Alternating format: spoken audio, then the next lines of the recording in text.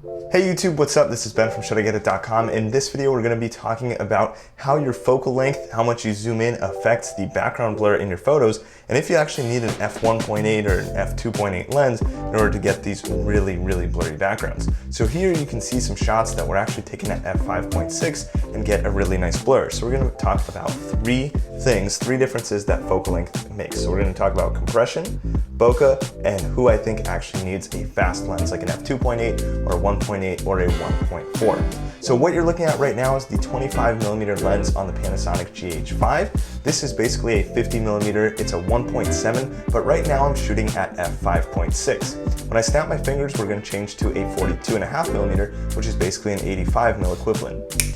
And as you guys can now see, we are at the 85mm equivalent if we were on full frame camera, and the background, two things have changed. One, it looks like that desk with my computer is closer to me because of the compression that the longer focal length creates, and the background has also gotten just a little bit blurrier. Here, I'll show you guys the clip again from the 25mm lens. You can see the background is a touch blurrier. Now, what were to happen if we went from an 85mm equivalent to 300? Now I'm going to show you how big of a difference that can make and how shooting at f5.6 zoomed all the way out can actually create a really blurry background. Keep this in mind.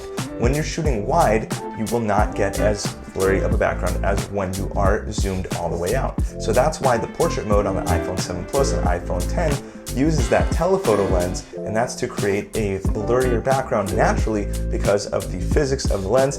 Once you zoom in, you compress the background and the foreground. You can see this in the example shots on here. Although the background and the audience are far away, you can see that because they use a very zoomed in telephoto lens, it looks as if they are just a few feet apart. So now let's change to a 150mm lens on this GH5 and see what that looks like. Now we have the GH5 zoomed into 150mm also at f5.6, and you'll notice again two things. One, the background looks like it's right behind me. It looks like there's almost no space, although there's over 15 feet between me and that computer monitor, and the background got blurrier yet again. Now let's zoom out to 100mm, which is a 70 to 200mm equivalent on full frame, and see what that looks like. So you can see now that looks absolutely fantastic at a 200mm equivalent, and this is what I want you to keep in mind. If you have a 55 to 250 or a 70 to 300 lens that maybe came with a kit, I know a lot of the Costco combos come with those lenses, you might be thinking, it's not a 1.8, it's not a 2.8, I can't get a very blurry background.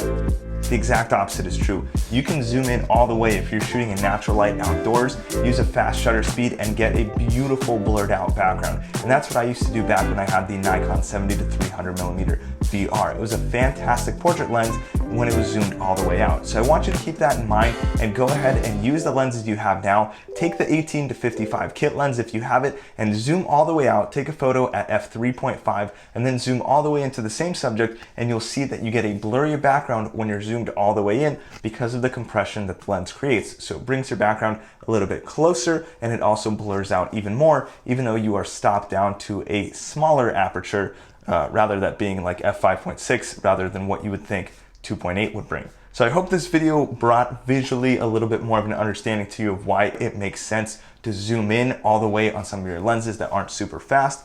Now, for those of you who are contemplating a 1.8 or a 2.8 or a 1.4 lens, I would recommend that for those who shoot video, those who shoot in low light, and those who want to shoot that specific image style. So let's say a 35mm image or a 50 or an 85 or a 135 at f1.8 and get that bokeh-licious background. But if you're just starting out, you don't need to spend a ton of money on the glass. You can get a Canon 70 to 200 f4 instead of the 2.8. You can see there's a huge price difference. You can still get beautiful shots as long as you zoom all the way in.